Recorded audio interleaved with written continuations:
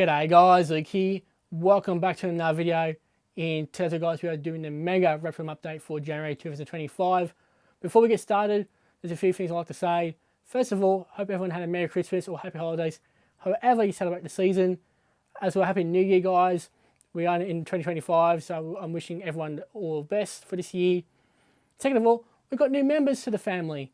You'll see some new faces later on in this video, so stick around to see the new family members. Last but not least, this probably sucks, but I'm going to ask you guys a question, is that, do you guys still want to see full Reptile Room updates?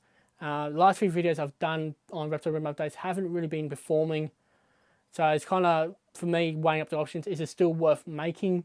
So I thought I'd ask you guys, see if you guys still want to see these videos. If not, I'll probably stop making Reptile Room videos and only do updates when there is something majorly happening. Other than that, let me know guys. Anyway, let's get started. We are starting the year off with Dusty. Now Dusty, he's one male black and white. Unfortunately, we don't have a good look at him, but we can see his pretty head. And he's actually getting very used to the camera and me getting quite close to him if I put my hand near him. So he's not too bad. It gives me a bit of a warning, but we're still working on it. We've got a long way to go, haven't we, buddy? Oh, and he's in the shedding process, so he's looking quite handsome. It's just a shame we don't have a very good look at him. He's housed in 140 cm enclosure, so just shy of 5 foot in his enclosure. Got sandstone substrate, which I need to change. It's getting a bit filthy. Got 4 places to hide for him. He's got 2 hollow logs that he loves to hide into. A couple little caves on the ground he can also dart into if he wants to hide in a more secure spot. Crocodile skull, fake plant, branches that he can climb on and be a crazy Looney Tune. We've got his heat, we've got his LED UVB light bar, we've got his backing, food bowl and water bowl. Just down below the very shy Dusty, we have the diva of the Reptile Room. Here we have Akko. Now, Akko, here's my female Eastern War Dragon.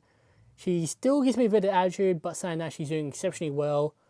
Just does her thing, sits there, and she either seeks attention, or if she's annoyed at me, she'll sidestep like what she did then, or she'll start giving me attitude, which is a head bobbing and arm waving, and she'll just carry on. Such a diva. She's also housed in a 140 cm enclosure. In the enclosure, we've got the coconut fibre as a substrate. Nice big pond for her to go into. A few rocks to help her get in and out of the water bowl, plus to stabilise it. Got a couple of branches she can climb up on. She's got a hammock, a couple of pieces of timber in there to bask on. Got a hide, fake plant, backing, heating UV. And that's Miss Akko's enclosure. Look at you, posing for the camera, as always. Down the bottom shelf, we've got my 2 shinglebacks, Monty and Anastasia. These guys are often sleepyheads, so it's good to see them both out and about in the open. Both shinglebacks are doing exceptionally well, smashing food, being lazy, pretty much being pine cones, which is a nickname of this species, pine cone lizard, sleepy lizard. They've got multiple different names for this species. So Anastasia is the one on the left-hand side. She's the girl. Very easygoing. You can pick her up, cuddle her. She doesn't mind the attention. Monty here is a very shy lizard. He doesn't like to be picked up. He will actually pee on you if you pick him up. He often likes to be left alone. However, he loves cuddling up with his girlfriend, Anastasia. No babies this year. I don't think they're going to breed. However, they do make a lovely couple. These two are housed in a 120 cm enclosure. In the enclosure itself, we've got the aspen bedding as a substrate.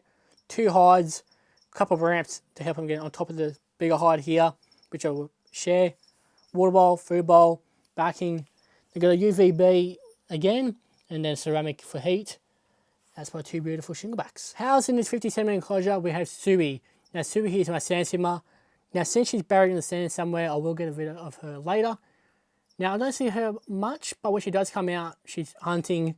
Sometimes she comes out late afternoon to stir this girl up, but usually Akko just gives her the deaf look, like what she's doing right now. She knows what I'm talking about. Look at her. Back to Sui. So sometimes Sue will come out, cause a bit of mischief, but she's pretty good. Chunky little skink. Other than that, she's very good. In her enclosure, I've got about 2 to 3 inches of sand for her to burrow into. Got a water bowl, a proper hide here, a log. At the back there, there's another cave and a fake plant to kind of give a bit more privacy, a bit more of security. She's a heat cord with her neighbours, we'll get to in a moment, as well as some baby snakes down the bottom shelf, which I'll show you later on when we talk about them. Her neighbours are Charcoal and Luna, who are my 2 Eastern Spinal-tailed geckos. Happy to say all 3 babies that I had of these guys have found new homes. Luckily they all went together, so I'm very happy that all three of them are going to the same home to spend the rest of their life with. So both geckos here are both housed in 37 enclosures.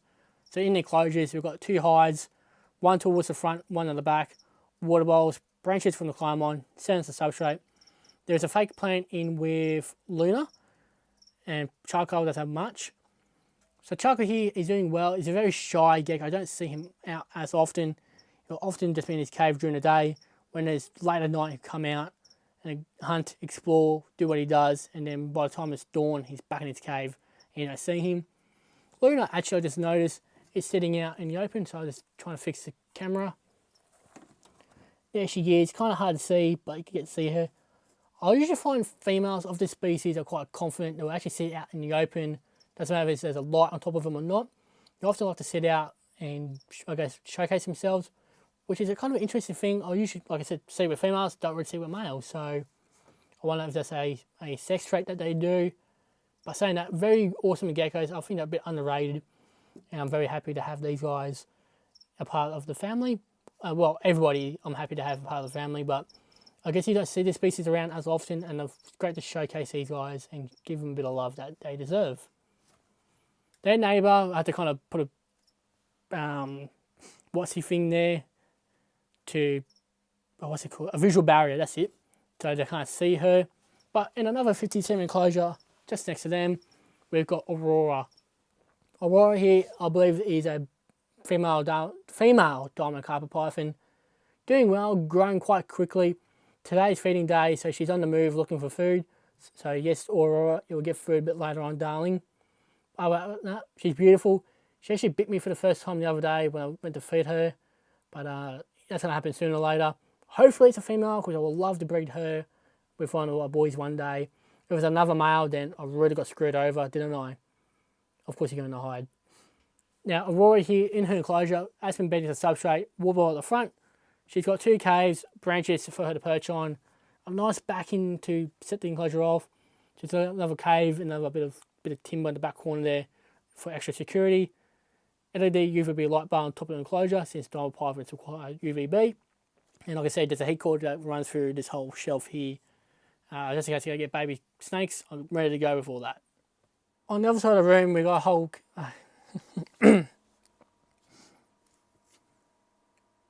On the other side of the enclosure, On the other side of the room, guys, we kind of call this the skink wall, as the rest of these lizards in this room are mostly skinks.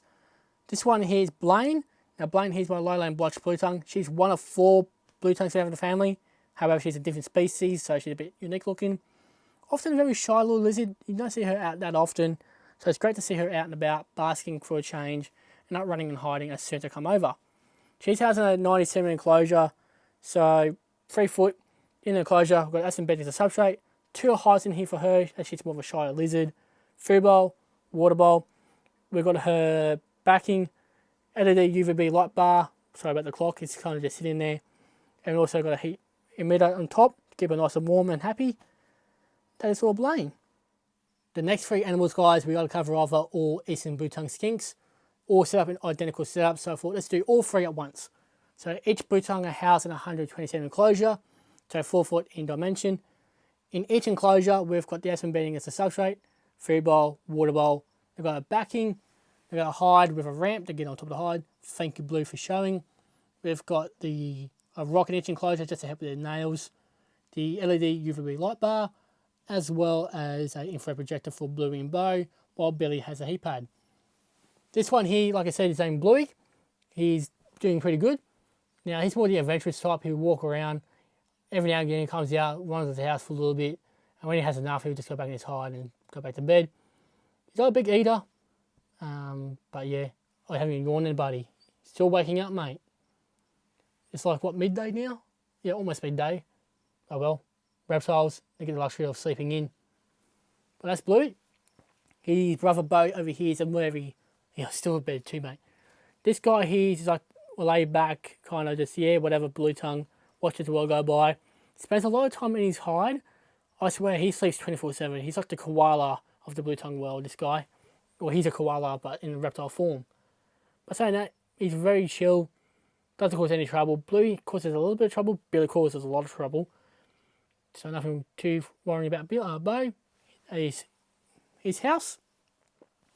And down below, having breakfast / lunch, we have Billy.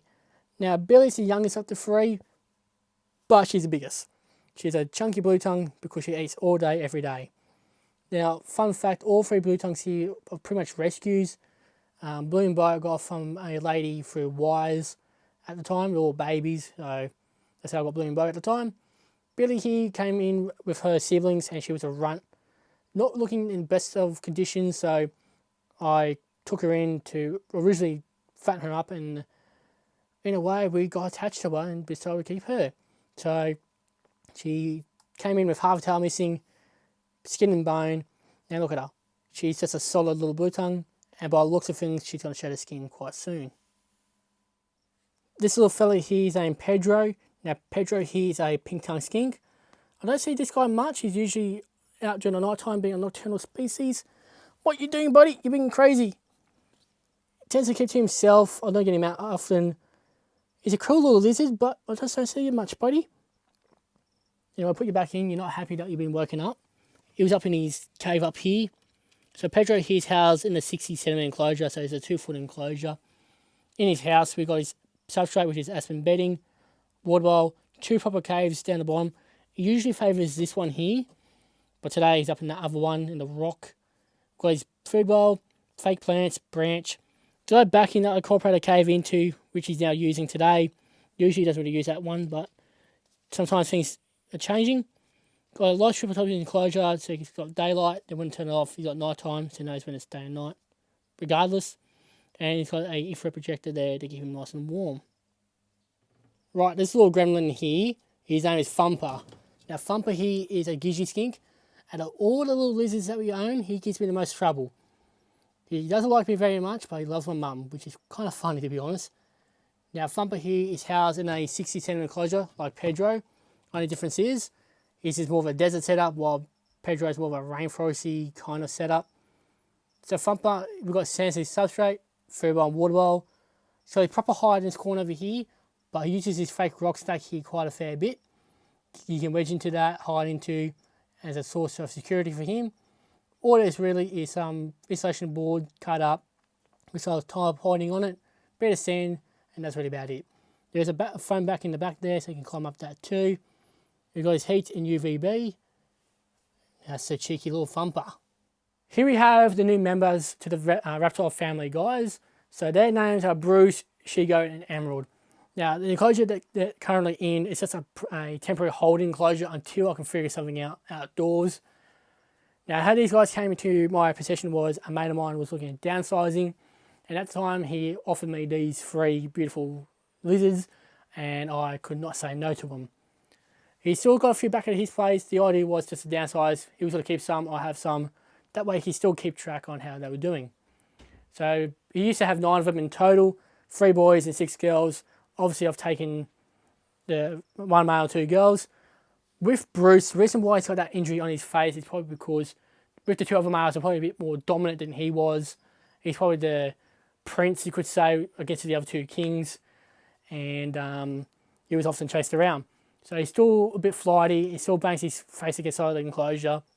So hopefully he calms down and let that face kind of heal up. And realises he's now the dominant male of his territory. And shares his territory with 2 beautiful girls. The bigger girl, her name is Shigo. She's a very shy water dragon. She'll come out, but if you spook her, she'll often hide in the log or she'll go in the water bowl. With Bruce, at least I can pat him. He doesn't really like to be picked up, but at least I can interact with him a little bit. Shigo, as soon as you touch her, she's gone. She's still a work in progress. Then their smaller little friend, Emerald. Emerald's such a sweetheart. I can pick her up, handle her. Almost a very similar attitude to Akko, but less of a diva. She's more calm, more reserved, and more accepting. Akko, however, she'll have her off days. Now, for those of you wondering, will I house these 4 wardrobes together? Absolutely not. Akko will be left in her own enclosure. She's a very territorial individual, and I'm afraid she might end up killing the other 2 girls, and maybe even the male if she's that aggressive. So these 3 will be outside. Akko stay inside with me. That way we can have happy animals all year round. we have made our way into the snake room. Now, today is feeding day, so I won't be pulling out everybody who's a no-show, just in case they get bitten. However, later on when I go and feed them, I will make sure to get clips of everybody so you guys get to see how everyone is and who is who in the zoo. Now, we'll be starting off with Chappie and Orchid, who are my two central carpet pythons. Chappie up here is on the branch, just sitting over his light. He's doing much better. He went off food for about 14 months, but now he's been eating a bit more regularly now. He's only had about 2 or 3 feeds since he's been eating since then. However, something's better than nothing. Mostly quails he's taking. Needed him to start eating rats so he gets a bit more weight back onto him. He is a bit lean and mean. Other than that, he's still a very good boy. Speaking of lean and mean, Orchid here just laid a clutch of eggs a few days ago, so she's looking a lot skinnier. However, she doesn't look like she has lost much weight. She's done a good job. I think she laid about 25 eggs by the looks of it. It's hard to count because it's all clumped up like that. Estimate about late February, early March they're going to hatch. So it's kind of a late Christmas present, so I'll take that. I was enclosed. Oops. Now it's mostly focusing on fattening Orchid back up and continue life as it is. These two are housed in a 127 enclosure, so 4 foot in the enclosure. We've got the aspen snake as a substrate, wood roll, a couple of highs for them to go into, got the branches that they perch on, like Chappie's doing right now, a couple of fake plants to decorate. We've got the ceramic heater meter and just a light strip on top of the enclosure to display the enclosure. Below Chappie and Orchid, we've got my two diamond hyphens, Atrum and Aurelia. Now these guys are housed in, it's kind of a similar setup to Chappie and Orchid. The only difference is there's a third hide, kind of a different heat source, but heat's heat. And diamond hyphens do require UVB, so I'm running a pair of LED UVB light bars in the enclosure and a backing as well to display the enclosure better. Other than that, it's pretty much a very similar enclosure. Aurelia here is a very beautiful snake. He's a good boy for the most part. The only time he gives me a hard time is when I get him out after he's fed. Before I feed him, he's pretty good, but once he's in feed mode, he's kind of hard to get out of it. And when I do get him from his feeding tub back in the cage, that's when he often takes a second swing at me to see if I have more food. Plus, once he realises I've got no more food, he does calm down. Other than that, when I do get him out, he's a beautiful snake, no drama, and he's very well temperamented.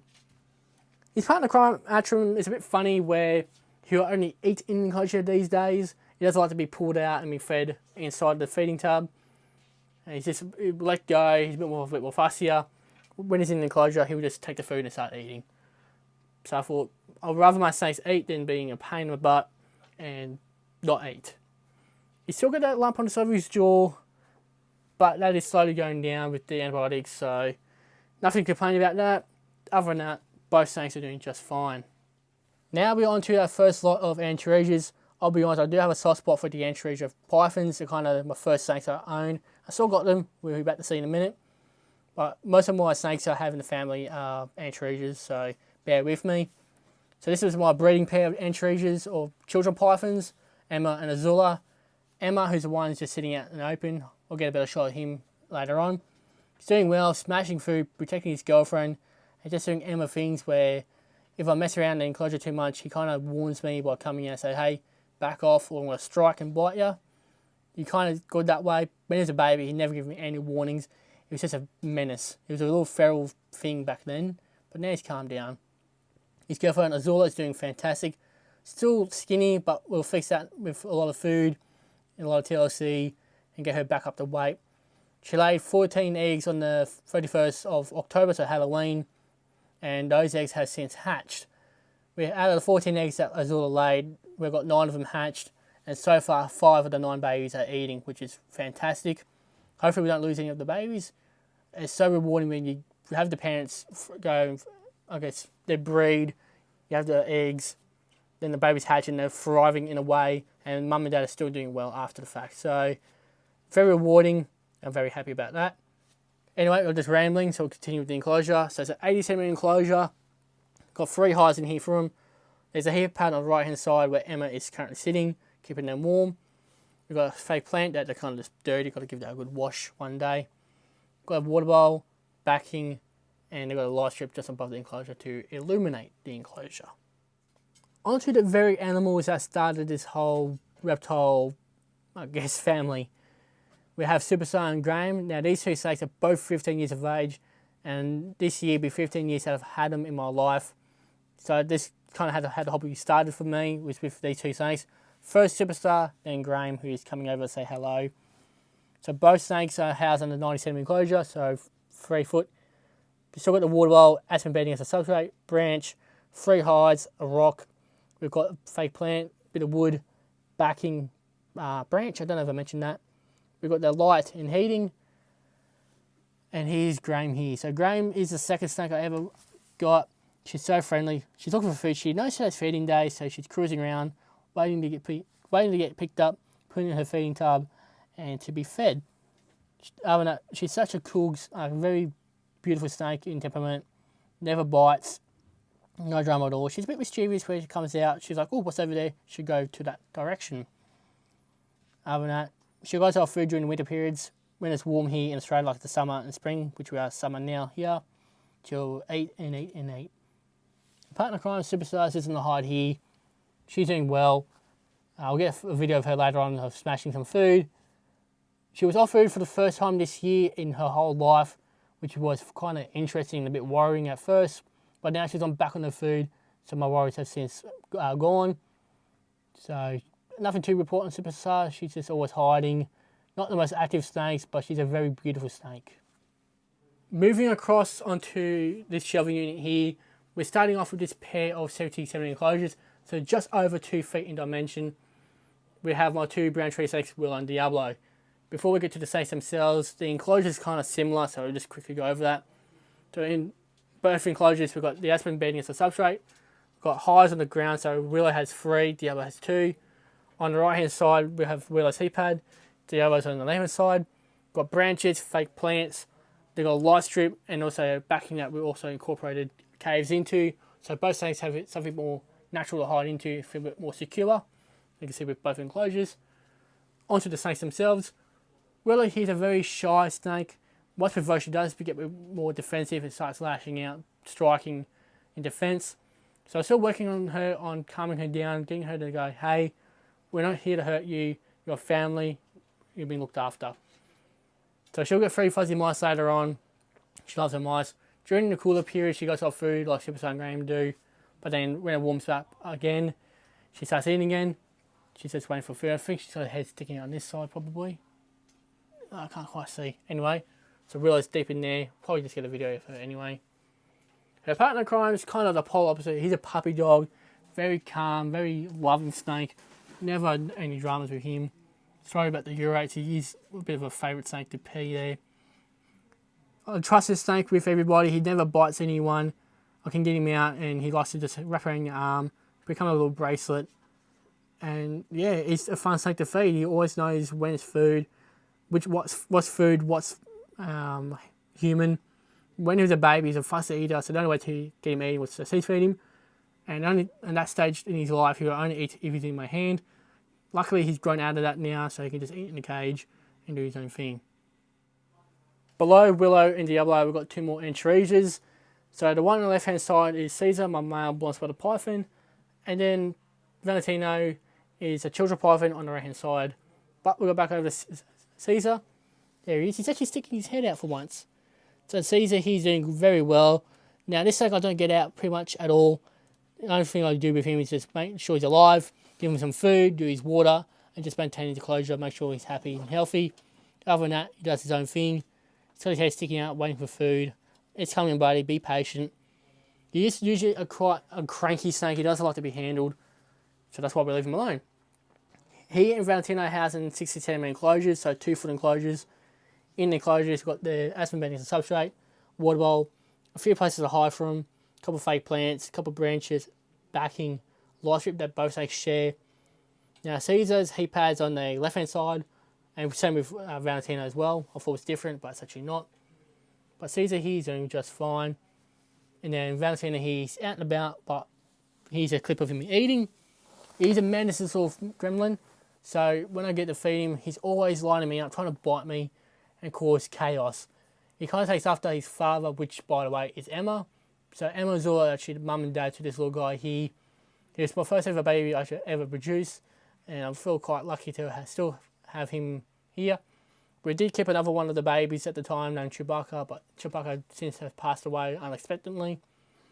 So Valentina is kind of the next generation of Emma Zula, carried on with the Reptile room, and here's his all cage here. Just so you guys get to see his layout. Just below Caesar and Valentina, we've got Rosie. Now Rosie here's my rich tum monitor. He's doing well, he's eating like a champ, taming down slowly, we're still working on that. Other than that, he's doing exceptionally well, running around all day, every day, and tries to figure a way to get out the enclosure, but luckily his enclosure is like Alcatraz, he won't be getting out of this. He's housed in a 127 enclosure, it's a full foot. In the enclosure, we've got sand as his substrate, a fake rock stack, or there's really some insulation foam carved up with some tile pointing, a bit of paint, and then just chucked a bit of sand on there to make it look a bit more natural. And it's a lightweight, so if Rosie does knock it over, at least it's not going to get squashed. We've got his branches that he does acrobatics on, which is quite funny to watch. We do have his hide over there. Well, you can hide amongst this. We've got a proper hide over here with some damp sand, so you can kind of hide away in that, burrow, dig, do what we want to do in there. Got a couple of fake plants in here. He's got his water bowl. He's got his heat, and he's got his UVB as well. What are we going to do with you, Ray?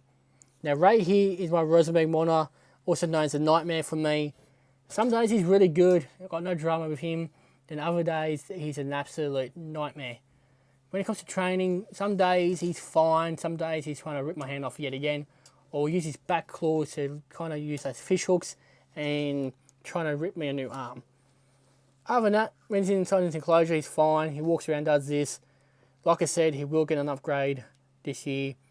Just been trying to toy around ideas with enclosures, or say materials for an outdoor enclosure for him.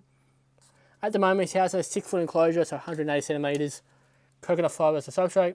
Water bowl. We've got his branch, we've got his hammock. A backing that is destroyed, which is annoying. He's got his UVB, his heat over there. He's got his 2 rocks over there he can sit on and get underneath his heat and bask. He's got his hide they can go into if he's a bit upset.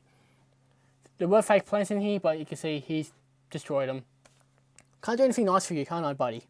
Hey, you have to ruin everything. Yes, I'm talking about you. What are you going to do about it? Bite me? Yeah, you probably would. In another 6 foot enclosure, so another 180 centimeter enclosure, we've got Chris, who is my black-headed python, who we'll get back to in a moment. In her enclosure, we've got the aspen bedding as a substrate, 2 very large hides in here for her to go into. Got a water bowl, a branch that she will use on occasion to stretch and climb on. We've got a backing, a light, we've got a fake plant, her heat over here. She's currently in this hide, but we'll get her out in the video and show you how big she is.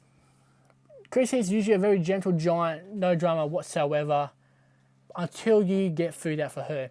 She becomes such a unpredictable snake where if she bites me, I will know about it. She's got a very good jaw pressure and she's very strong, so she's certainly a snake that I dread getting bitten by, but when there's no food in the equation, she's such a lovely snake to cuddle. Above her, we've got this 90 centimeter enclosure. That is 3 foot again. That has this one albino dark carpet python, Charles. Charles here lately has been, yeah, not so fun. Here she is. Unfortunately, on a hammock, but easy to showcase her like this. I was going to throw her later on. She will probably try and bite me on the face yet again.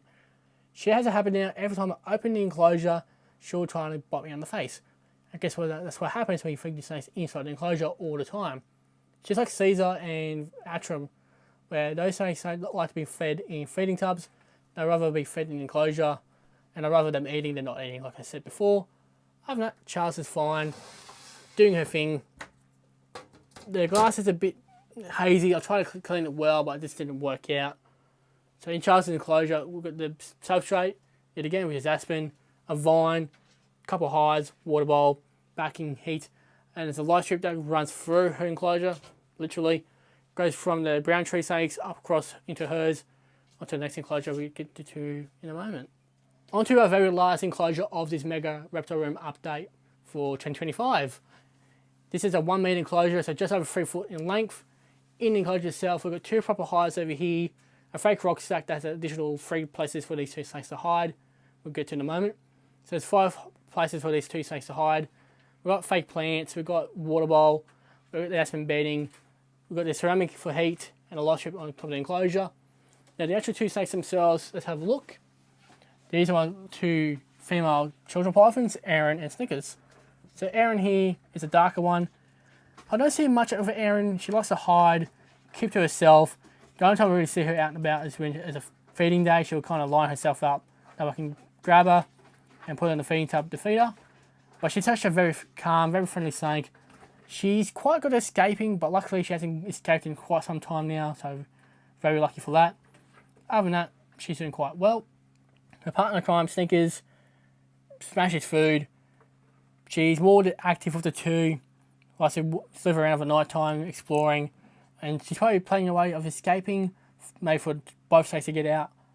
But both snakes here are such beautiful snakes in temperament. Never had issues with them. Erin is a proven breeder. She did breed with Caesar for one season, then I thought I'll separate them two and just focus on Amazula. While Snickers here is just part of the family. So that's really about it. So that'll wrap up today's video, guys. I hope you enjoyed this longer video. Don't know if I should continue these sort of videos. Just let me know in the comments down below, guys, if you want to see these videos more often. Other than that, we'll wrap it up here. So thank you guys all for watching. I'll see you all in the next video.